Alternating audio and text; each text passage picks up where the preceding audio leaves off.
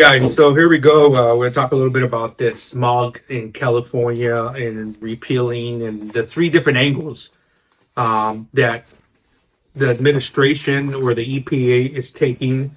The first angle that we first talked about. This episode is sponsored by Centric Auto Repair. Is your check engine light on? Need brakes? Trust the experts at Centric Auto Repair. To ensure your vehicle is running smoothly and safely, call today. It was in February, talking about the Transformation Freedom Act. That was the first angle. The second angle was the CRA. So they're going after revising California's gas car ban. So that's the CRA. That's the second angle. The third angle is the Jay Leno Bill. It's to repeal waste emission charges or charging to the emissions. So that's the Jay Leno. So there's three of them: the Transformation Freedom Act, the CR Reverse California Gas Car Ban, and the Jay Leno Bill. So at the core of it is the Transportation Freedom Act. That's like the main thing, and it has some key points to it. The key point. Oh my. There we go.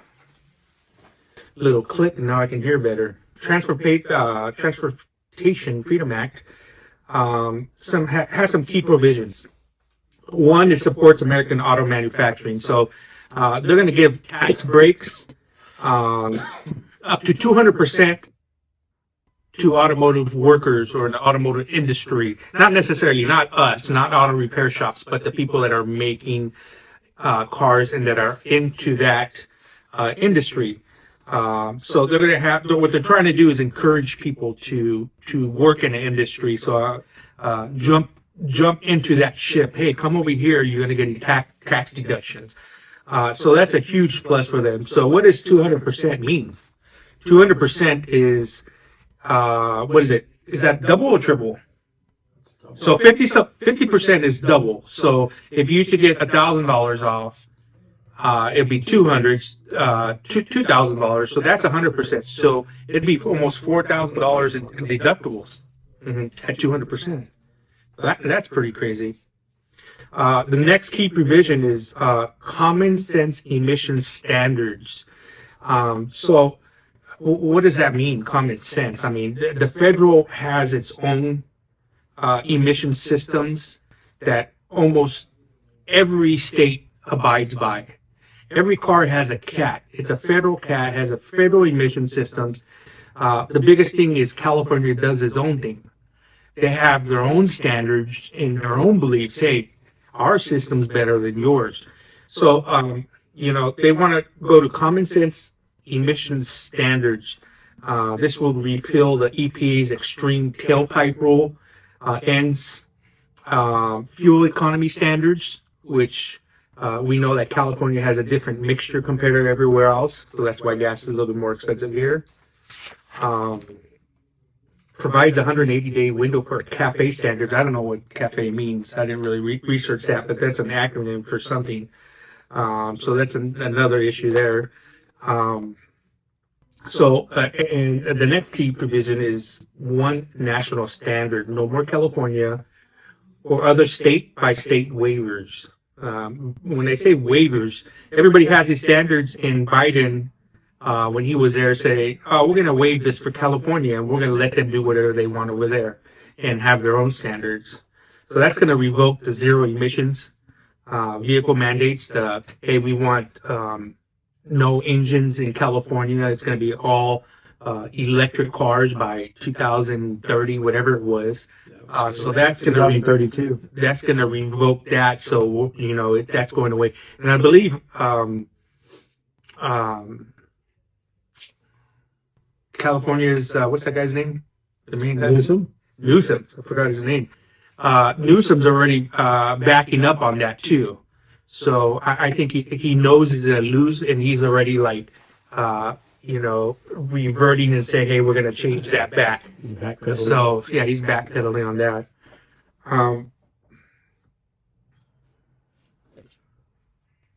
It's going to help us out a lot, guys. You got to figure sometimes, like, I drive to Blythe a couple times a month, and I will literally drive an additional 10 minutes to go across the Arizona border to put gas. Because they don't have such strict emission policies over there, which makes it, they don't have to go through certain types of fuel, and their gas is just cheaper. If I can fill up them for $30, what's going to take me $65 here in California?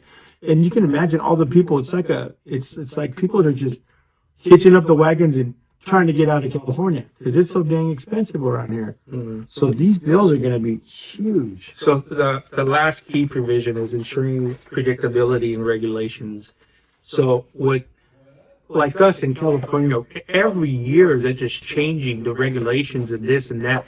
So we don't know where we're going and what we're going to have to do and what hoop to jump through. Even the manufacturer, like they're making a Ford F-150 with all these emissions, and California changes it, and all of a sudden they have to readjust and remake all their trucks all over again, and then that's why it's more expensive. So they want more predictability on what's going to happen in the future versus every state making its own decision. On what. Hey, can you guys hear the dog? That's Isaac's dog, Nala, in the background. Huge. So that's the Transportation Act. Let's talk about the CRA. That's the one that's backing this up. What does CRA mean? Do you have that up there? Or what is the CRA? So here's an introduction. The CRA is the Congressional Review Act. It was enacted, the contract of, let's see, we get the CRA, which is, when we say CRA, we mean Congressional Review Act. It supersedes other laws, bars judicial review, and provides that if a joint resolution of disapproval becomes law, the agency action may not be reissued in substantially the same form unless Congress passes the law specifically authorizing the rule. So basically what that's saying, once this thing is made law and it goes through the CRA, nobody can come in, another president, No, it's not once this becomes law. The CRA creates its own, because of the legislation, the Freedom Act, once that starts, the CRA comes around and creates its rule. So once it's made, the CRA has made its finding and its rule, then nobody can supersede that. So that's why you have the legislation, and this is backing it up. You get what I'm saying? Right. Or did I misword it? No, I think you got it. Basically, once it goes through the CRA, through the Congressional Review Act, it cannot be repealed. It can't be changed again. Any way that we say it, this is what the bottom line is that once the Transportation Freedom Act is signed, sealed, and delivered, and it's gone through the CRA, it can't be repealed. So we become a federal emissions. We become one blanket. And so what happens in the past, with different administrations, they bring up all these rules and regulations and laws and bills, but they never run it through the CRA. It's just a new bill that comes out, and what happens 10 years from now, a new president comes along and says, "Hey, I don't want that bill no more. Let's get rid of it. Switch it up," and they back it out and do whatever they do. But if it's logged in with CRA and the CRA rules on it, then it can't be changed 10 years from now, 20 years from now, unless Congress gets involved and rewrites that or gets rid of it. You know what I mean? So, but once it's law, it's law. Once the Transportation Act is pushed through the CRA, it's law. It's done. California won't be able to make its own rules. It's just simple. Now they have to obey the federal law. Which is great, because if you look at the federal laws in other states, the amount of money that they pay for registration or gas, all of that is gonna change. Because like we threw a real quick episode about a few days ago, maybe last week, about Lee Zeldin. He's the head of the EPA, and they're already starting to move around stuff. They're already trying to figure things out. And there's a lot of people from the EPA that know that this is coming, so it's going to deplete the power of the EPA. So they're trying to get into other branches, other parts of the government. So from what I see here, it says, just going to read it, the thing that we saw on Gasoline Information, it says, New Environmental Protection Agency Administrator Lee Zeldin recently sent a waiver granted to California for its Advanced Clean Car 2 regulations, ACC2, to Congress for review under the Congressional Review Act. So that's what we're waiting for. We're hoping to get through that. The most important step will allow Congress to roll back the harmful mandate that reduces the choices and increases cost in more than a dozen states in the country. So guys, it's not just going to affect us. So once they get this through the CRA, everything's going to be a blanket. It's going to be like Victor was saying about the act itself. There's no more guessing. It takes the guessing out of vehicle repairs, out of vehicle registration, out of gas costs. Everything's going to be pretty much the same, right? Is that what's? Yeah. I mean, you can't go wrong. It says California's waiver was granted under the Biden-Harris EPA to continue to expand the state's advanced clean cars program. The ACC2 includes a series of stringent regulations that increase the number of low and zero emission vehicles and mandated emission levels on new vehicles sold in California reach 0 to 2035. So they were trying to get it to where we're all strictly electric by 2032, I think I read on the other sheet. So one standard, how do I explain this to people? When you go buy a shirt and it's an extra large, everybody has a standards in the manufacturer industry. It needs to be this size. Okay? You go buy that shirt and you expect it to be an extra large. Now we know the girls will know more about this, but there's an Asian extra large. They have a different standard. You buy an extra large from Asia, dude, it's going to be a small. It's going to be a small. And what they're trying to do is, hey, we just want one standard. So all the car manufacturers, people in this industry, forget building cars, I'm talking about aftermarket parts, have a standard to go by.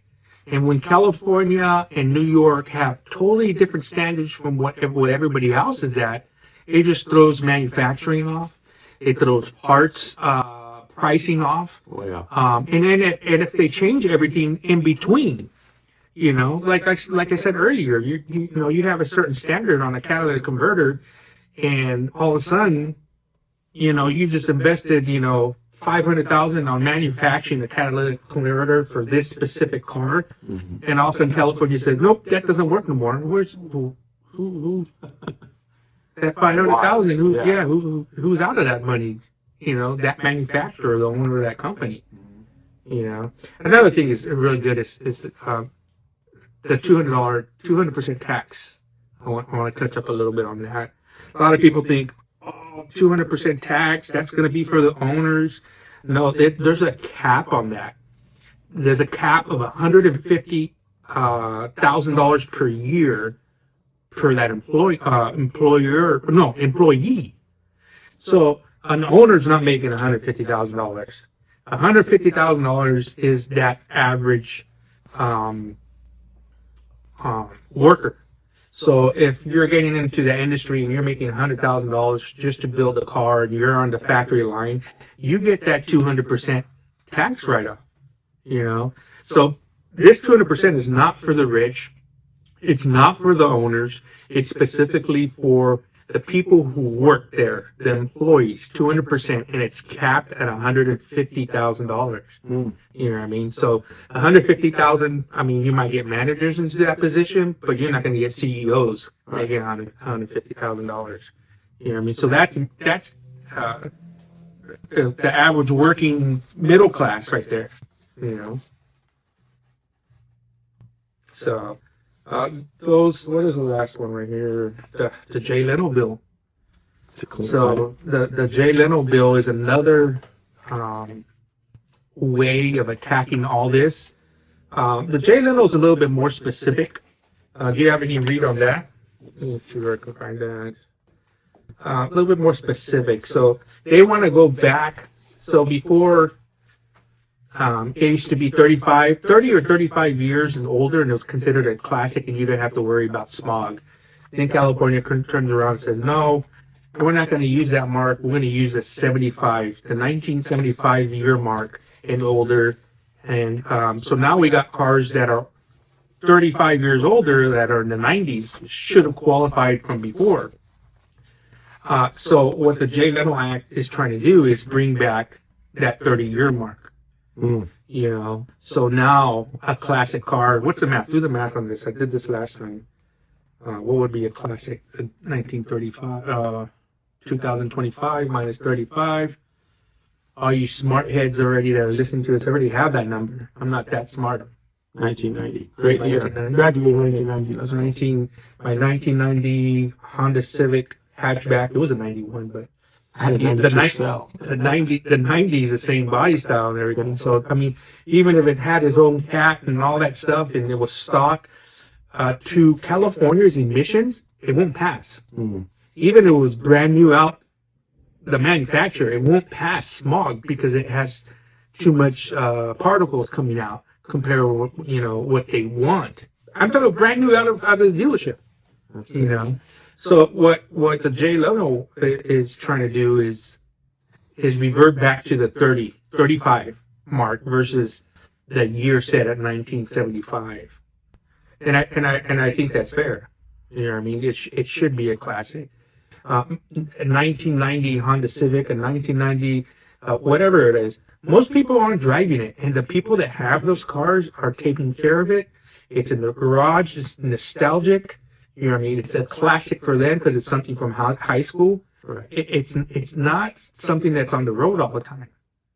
You know, it was another thing. You know, for all the people that think, we're gonna have smog back. We're gonna, the streets of LA are gonna be full and black, and we're not gonna be able to breathe. What is that one guy? Who's that guy? TK. The other guy's talking about this. TK Garage. TK Garage. I'll post them in my link below, but TK Garage is another person to listen to on this subject. He's really into like diesel and diesel performance and Dodge, and I think he has a Dodge Charger or something like that. Also has Tesla.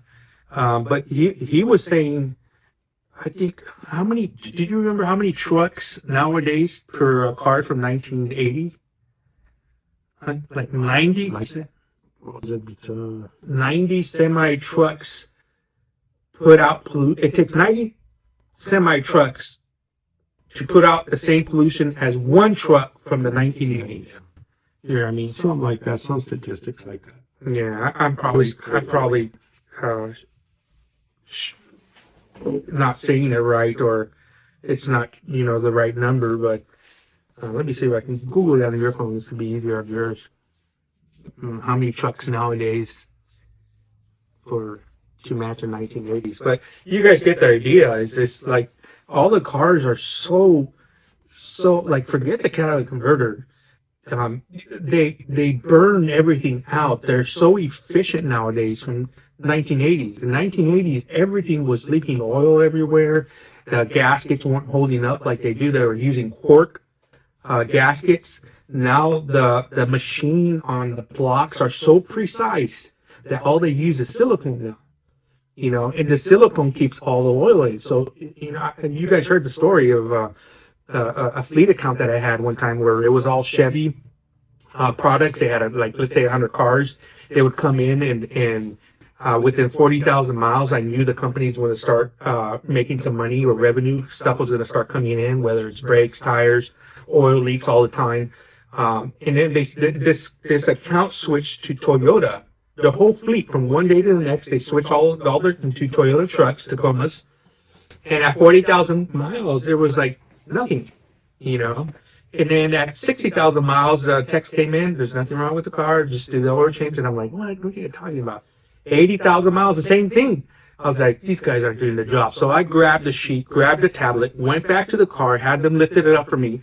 And I took a look underneath. This thing was clean. No oil leaks. At 100,000 miles, the same thing. This thing was clean. Now, these cars are so, like I said, precise in manufacturing and machining and the cuts of the blocks and the parts. They're literally perfect, And they don't use gaskets anymore. They're all silicone. They have gaskets here and there. But what I'm getting to is, they're so precise, you know. They're so precise on burning all the fuel out of the combustion in the piston area. It's not like before where everything was burning out of the tailpipe, you know. So if we go, in a sense, get rid of some of these stuff, it's not true what they're saying that, you know, we're going to be filled with smog and we're going to die and people are going to have lung cancer and all that stuff. So if that was true, if we're the strictest, and we're the strictest of everything, I think we're like number 5 in emissions in clean air. Why don't we number 1? And yeah, people are going to say, oh, because we have so many cars and this and that. And maybe it's the factories, but we should be number 1. As strict as California is, even on factories and air and all that stuff, the EPA, we should be number 1. But we're not. We're like number 5. You know? So I didn't see a number, but I saw that from 1990 to present, it's about a 47% increase in trucks for the emissions. So whatever one truck was putting out in emissions, 47% more trucks. So 47 more trucks over the years to put out the same amount of emissions. Okay. So, Okay. Well, it's still, just take 40. So it takes. You're saying it takes 47 trucks to do the same as one truck. One truck in the 90s. 90s. And that's how good we've gotten. You know what I mean? And this is not a California thing. This is a nationwide thing. Right. You know, this is Texas, this is Florida, and everything. So, you know, and remember that the episode I told you where they made everybody upgrade their engines. This is 10 years ago, something like that. They made everybody say, hey, you're not allowed to use this engine no more. You got to put a diesel engine in your truck if you want to work in California or truck in California.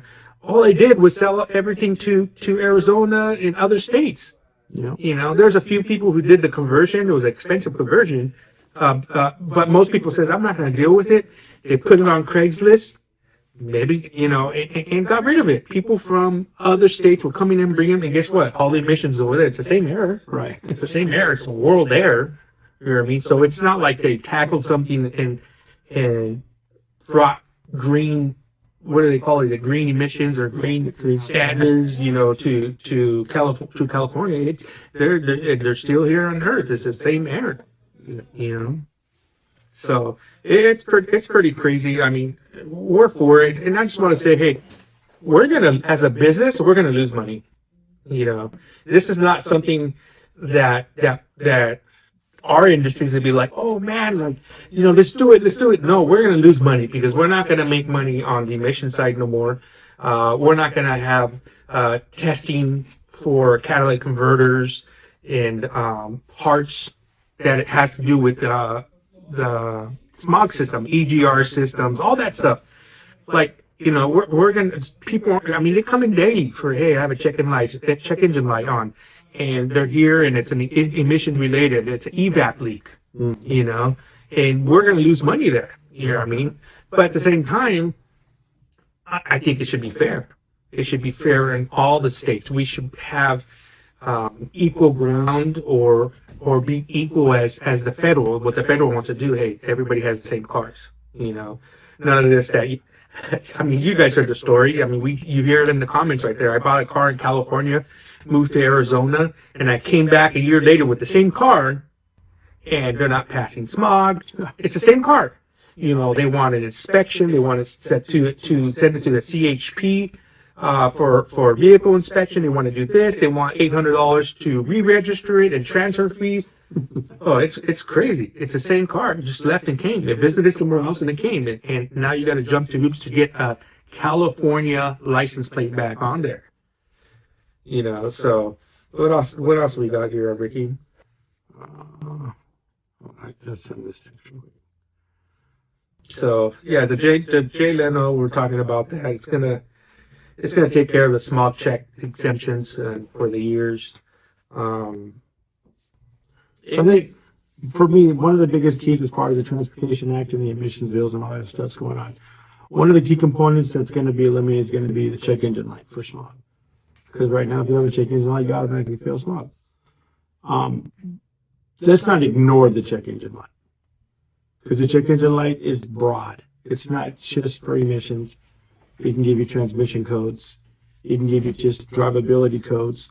So don't ignore the check engine light. Don't think, oh, I'm going to do smog, so I don't have to do this. So just be mindful that if We were talking about that around on lunch today, that what's going to happen, because your check engine light can turn on for an evap system. You left your gas cap on, let's just say, you know what I mean?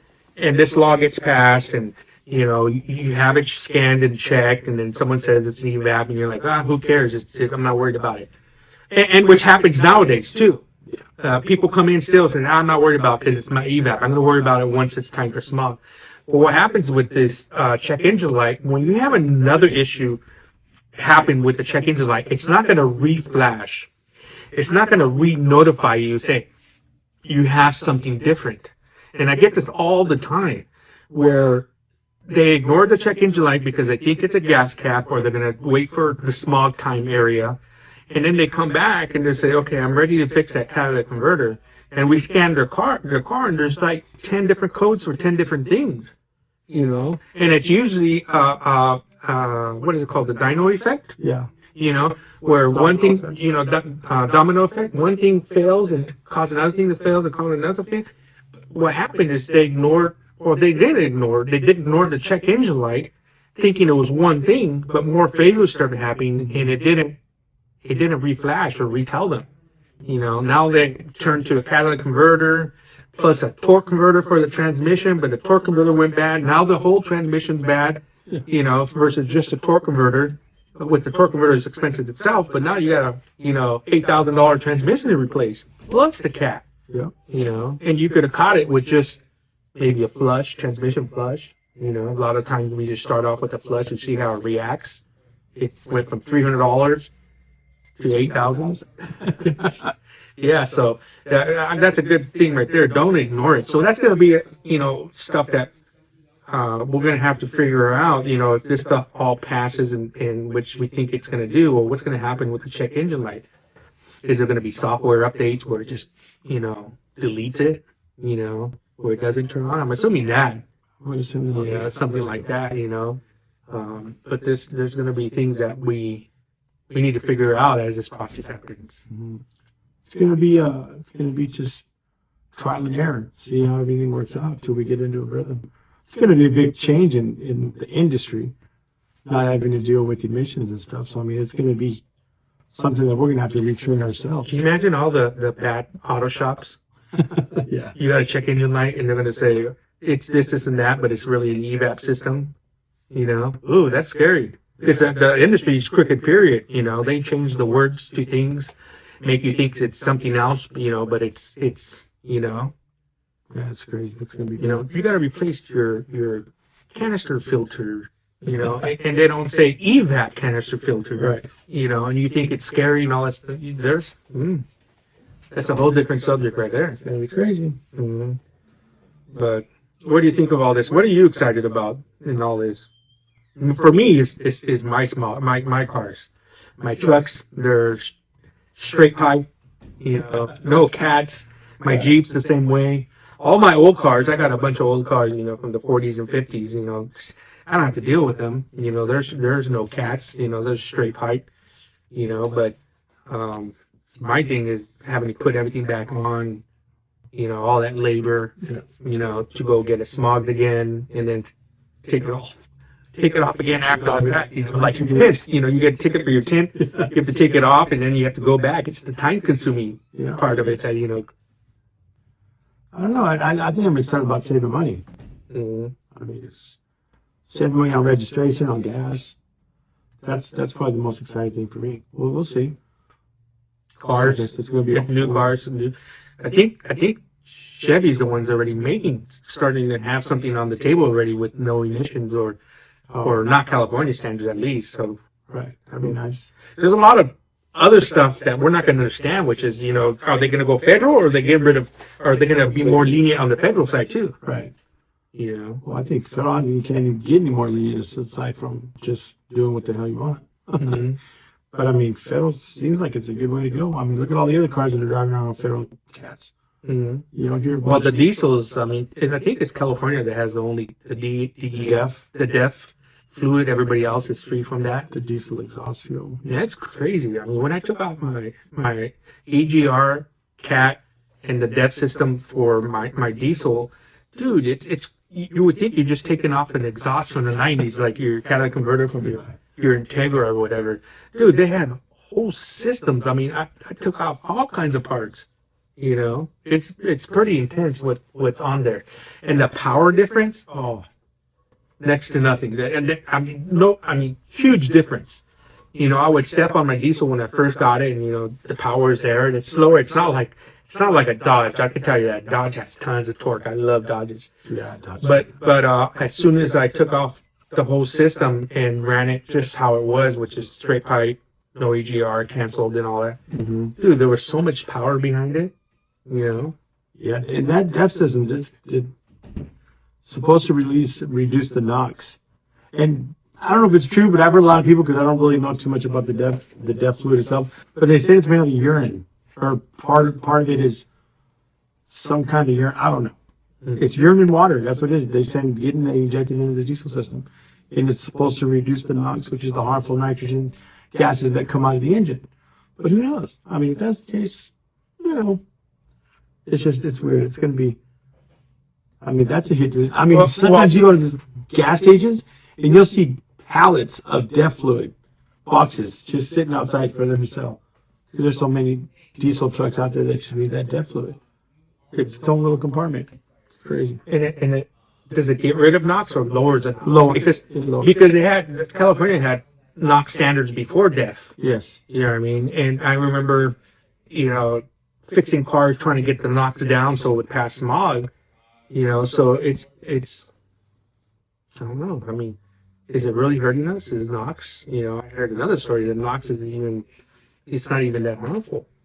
You know, when it comes to health and stuff like that. So I don't know. That's doctor stuff right there. That's science stuff like that. It's above our pay grade for sure. Mm-hmm. But yeah, this is gonna be exciting in the sense of we're a little bit more equal to other states. I don't want to say free, because we have to obey laws and whatever the federal side of things are going to be. But like I said in my other posts, it's like, dude, I want to be like Texas, man. Like if people run around with their cars with certain things, I want to run around just like them. Like, hey, we both live in the United States. Right. I want to go to Walmart and buy myself a gun without, you know, I mean, you got federal laws that, you know, you got to register the gun, register the name and all that stuff, all your basic stuff. But if you go to Texas, you can walk out with the gun. Back in the day, they used to sell shotguns at Walmart. Shotguns, 22 rifles, they used to sell right behind the little sporting goods area. Yeah. Big Five used to sell them. And I don't have guns, and I'm not a huge, like, I want to say fan. I don't want to say fan either. I'm just not a gun guy. You know, I rather spend money on my cars. But I should have the same freedom of leniency, making it easy compared to Arizona and Texas and all the other states. Like, you know, why are you making it so hard for us? You know, my son has tons of guns. Obviously, he's military. I mean, he has all his stuff, and it was easy for him to, because he bought them all in Virginia when he was stationed over there, in Sherman here. But dude, forget me going and getting a gun. It's gonna be like 3 weeks before I get it. Then I'm gonna be over it. Like, I'll forget it. You're gonna forget it's there. I'm gonna resell it right away because I want a car card. Yeah, my exhaust sound like shotguns. Pop, pop, pop. Yeah. Well, I got all my old cars have flamethrowers. Oh, wow. Yeah, so usually in the back, you know, I push a button, do the whole thing for the flamethrowers. You hear a little pop, pop, pop, and every once in a while, it'll do like a backfire and it'll pop like a shotgun. Oh, really? You see the whole crowd, like everybody's ducking. You know, 1980s ducking. Bunch of homies just But this is gonna be interesting. I'm with it. I'm down for it. You know, but let us know what you guys think in the comments, and keep on letting us know if you have any questions. Do it in the comments. DM us. Let us know. I know some of you guys been calling. We're really swamped and busy right now. So leave your comments and we'll try to get to you guys too. So we're in the loop, North County. like, follow, subscribe. Also check us out on Spotify. Thank you guys. Have a good one.